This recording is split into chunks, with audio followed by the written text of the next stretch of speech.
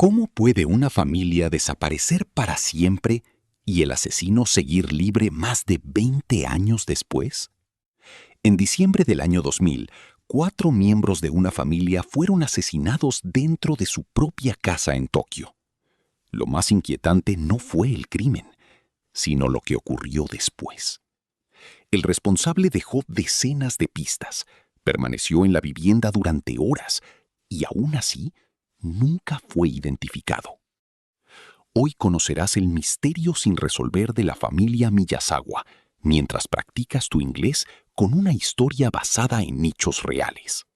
In the year 2000, a family lived in Setagaya, a quiet neighborhood in Tokyo, Japan.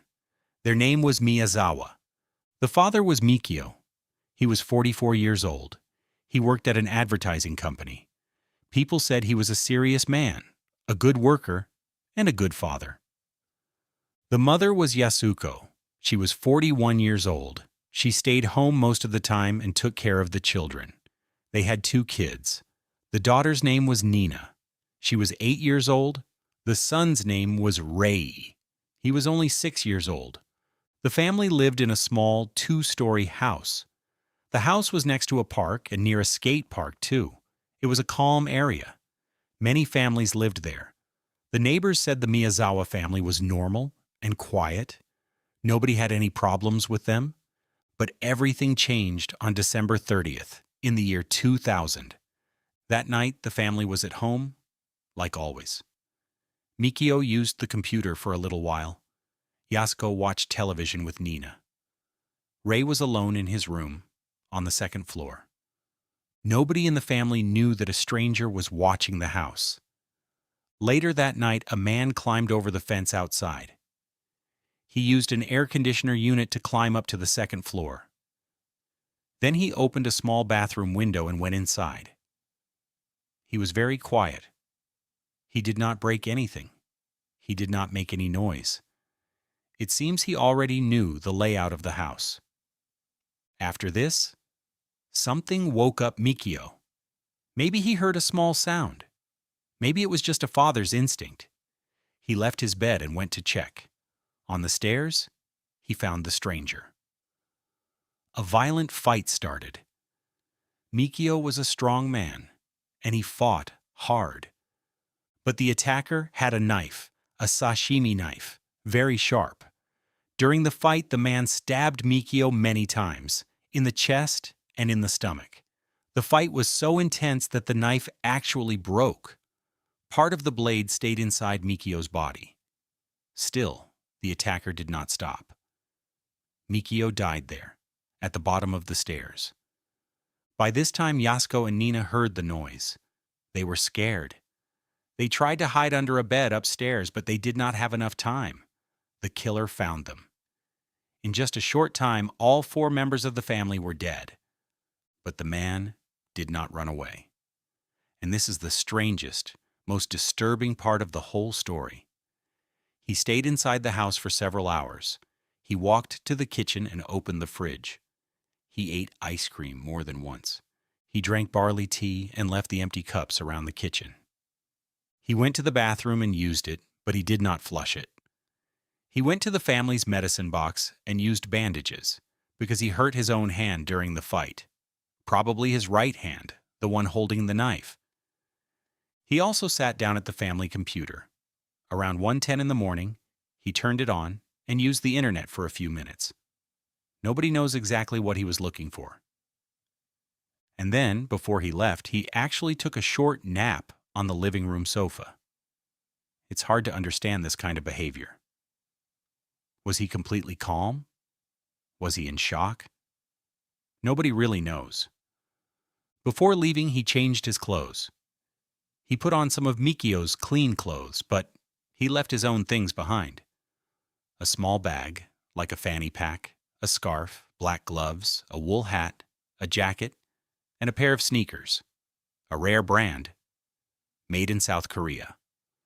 The next morning, on December 31st, Yasuko's mother came to visit her daughter's family, like she often did. She knocked on the door for several minutes. Nobody answered. Worried, she found a way inside. The police arrived quickly, and a massive investigation began. Over the years, it became one of the largest criminal investigations in Japanese history. More than 200,000 police officers and specialists worked on the case at different times. At the crime scene, they collected an unusual amount of evidence: the bag, the scarf, the gloves, the sweater, the shoes, and both knives. It seemed like the killer left almost everything behind. Forensic scientists studied the blood at the scene and created a DNA profile. The killer had blood type A. On his mother's side, his DNA suggested Southern European ancestry, maybe Mediterranean. On his father's side, the DNA showed East Asian ancestry, so this person had mixed heritage, something quite rare and very specific. Scientists also studied his estimated age. At first, they thought he could be between 15 and 40 years old. Later, they narrowed this down to somewhere between 15 and 24. His body type suggested someone thin and athletic, someone who could easily climb up to a second-floor window. Investigators also found sand inside the small bag he left behind. This sand seemed to match a very specific place, a desert area in the United States, close to an Air Force base. This detail confused everyone. Why would sand from an American desert be inside a bag in a house in Tokyo? Other theories mentioned South Korea instead because of the shoes and because of the type of water used to wash his clothes, which was more common in South Korea than in Japan. The police worked hard to trace every object. They discovered that only 130 sweaters like his had ever been sold in Japan. They found 12 of the buyers, but none of them matched the profile. The knife had been bought at a regular local shop. The bag looked completely new, so it gave the police no real history to follow. They also launched a large operation going door to door in the neighborhood, collecting fingerprints from residents to compare with the crime scene. It brought no results. Some witnesses gave new leads. One man said he saw someone running near the house that night. A taxi driver later said he picked up 3 quiet, nervous young men on that same night, and one left blood in the back seat. But this blood did not match the crime scene, and police could never fully connect this story to the case. Other theories focused closer to home. Some people said Mikio had arguments with local skateboarders who used the nearby skate park and made a lot of noise. Others mentioned a local motorcycle group that met in the same area. For a while, police considered these young men as possible suspects, but again, nothing was proven.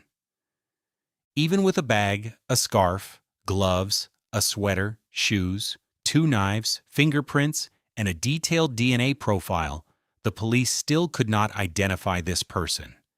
His DNA and fingerprints did not match anyone in any national or international database.